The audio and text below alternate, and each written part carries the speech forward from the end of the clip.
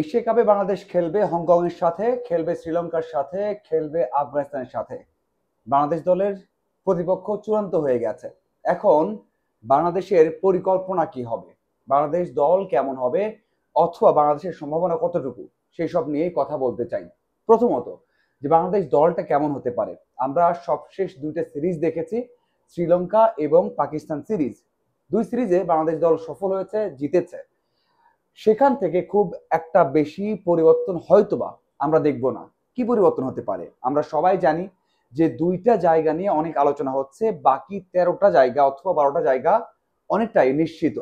আহ বিকল্প নেই যে সেখানে অন্য কাউকে চেষ্টা করে দেখা হবে, সেই সুযোগও নেই। কারণ খুব বেশি একটা ম্যাচ বাংলাদেশ দল এই সময়ের মধ্যে খেলবে না। একটা সিরিজ আয়োজন করা হবে, সেটা নেপাল অথবা নেদারল্যান্ডসের সাথে।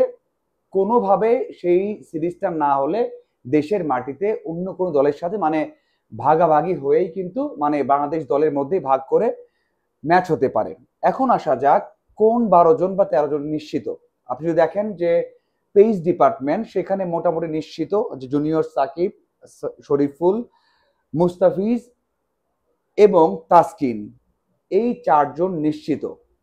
এরপর আসা যাক বোলিং অলরাউন্ডার, মানে পেস বোলিং অলরাউন্ডার, সেখানে নিশ্চিত সাইফুদ্দিন। এই জায়গাটাই বলতে পারতাম যে নিশ্চিত না, কিন্তু বাংলাদেশ দলের যে অবস্থা এবং ব্যাকআপের যে অবস্থা, সেই ক্ষেত্রে সাইফুদ্দিনের বিকল্প বা অন্য কাউকে নিয়ে আসা সেটা হবে না। হাসান মাহমুদ বা অন্য কোনো পেসার নেওয়া হবে না।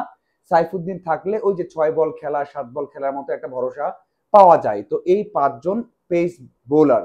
এরপরে আসা থেকে স্পিন অপশন, সেখানে স্পিনার হিসেবে মাহাদি তো মাস্ট, রিশাদ তো মাস্ট। সেখানে আর একটা নাম আছে যেটা হয়তো আপনি বলবেন থাকবে না, বাট আমি বলবো থাকবে। কারণ সেখানে আফগানিস্তান দল আছে, সেখানে আছে হংকং দল আছে, যেখানে নাসুম খুব ভালো একটা ভূমিকা রাখতে পারে। এই জন্য নাসুমও নিশ্চিত। মানে 5, 8, 3, মোটামুটি 8 জন নিশ্চিত। এরপর আসা যাক উইকেট কিপার ব্যাটার। সেখানে লিটন দাস রয়েছেন, সেখানে রয়েছেন জাকের। এই দুজন তো 100% কনফার্ম। যদি ইঞ্জুরি থেকেও না পড়েন সেটা কনফার্ম, তার মানে হয়ে গেল 10 জন। এরপর আসা যাক ব্যাটার। ব্যাটারের ক্ষেত্রে তাহিদ হৃদয়, এছাড়া রয়েছেন ইমন এবং তামিম। এই হচ্ছে 13 জন। বাকি থাকে দুইটা নাম, যে দুইটা নাম শঙ্কার মধ্যে আছে। তার মধ্যে একজন মনে হয় কোনো কারণে হয়তো বা টিকে যাবেন, কারণ দুইজনের রোলটা আমরা ওপেনার বললে ভুল হবে না। প্রথমত হচ্ছে নাইম, দ্বিতীয়ত হচ্ছে মিরাজ। নাইম 3 ম্যাচে ব্যর্থ হয়েছেন, 3 ম্যাচে বাজে হয়ে ব্যর্থ হয়েছেন। তাকে নেওয়ার কোনো কারণ এখন নেই, কারণ 3 ম্যাচেই কোনো টি-20 অ্যাপ্রোচ দেখা যায়নি, টি-20 জ্ঞান দেখা যায়নি। সেই দিক থেকে তার না থাকার সম্ভাবনা বেশি। কারণ যে সিরিজটা হবে সেখানে হয়তো অন্য কাউকে চেষ্টা করে দেখা হতে পারে। আবার মিরাজ, মিরাজ কিভাবে টিকবেন? মিরাজ কিন্তু মিডল অর্ডারে সুযোগ নেই যে মিডল অর্ডারে ব্যাট করবেন।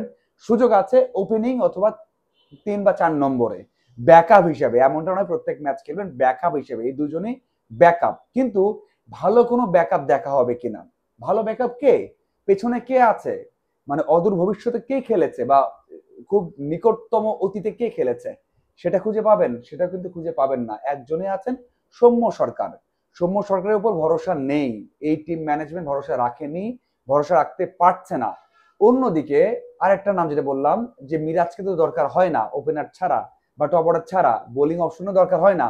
সেখানে রয়েছেন শামীম। তাহলে কিভাবে রাখবেন বা তার বিকল্পকে? 15 জনের জায়গা তো পূরণ করতে হবে। যদি সৌম্যকে দেখা হয় নেক্সট সিরিজে, আর একটা নাম থাকতে পারে ব্যাকআপ হিসেবে, সেটা হচ্ছে সোহান। সোহানকে দেখা হবে কিনা, কারণ আমার তো বোলিং অপশনের দরকার নেই। শামীম মিরাজের কাজ করছে, বোলিং অপশন দরকার নেই, একটা ব্যাটার অপশন দরকার।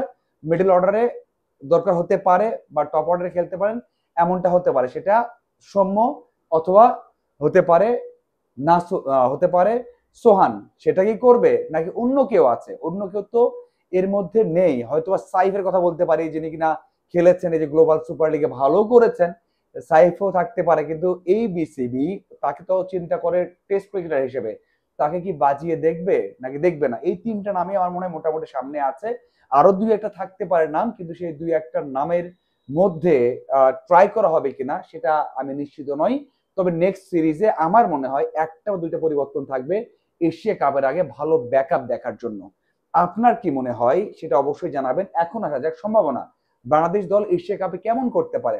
আমরা নিশ্চিত যে হংকং ম্যাচ বাংলাদেশ দল জিতবে, এত প্রফেশনাল, এত ভালো করে।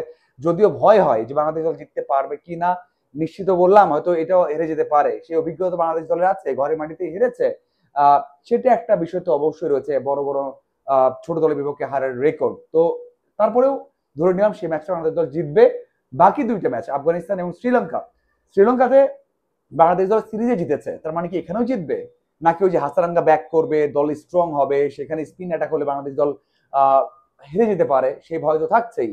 সাথে হচ্ছে আফগানিস্তান, আমরা সবাই জানি যে বিশ্বকাপের দুই বিশ্বকাপ পর পর ওয়ান ডে এবং টি-টোয়েন্টি বিশ্বকাপে কতটা ধারাবাহিক তারা, তো এই ম্যাচে বাংলাদেশ দলকে সহজে জিততে দিয়ে বা জিতবে সেটা বলা কঠিন। তার মানে পরবর্তী রাউন্ডে যাওয়ার জন্য বাংলাদেশকে কঠিন একটা পথই পাড়ি দিতে হবে। যদিও যে প্রক্রিয়াগুলো ঠিক না থাকে তাহলে বাংলাদেশ দল কিন্তু সাফার করতে পারে।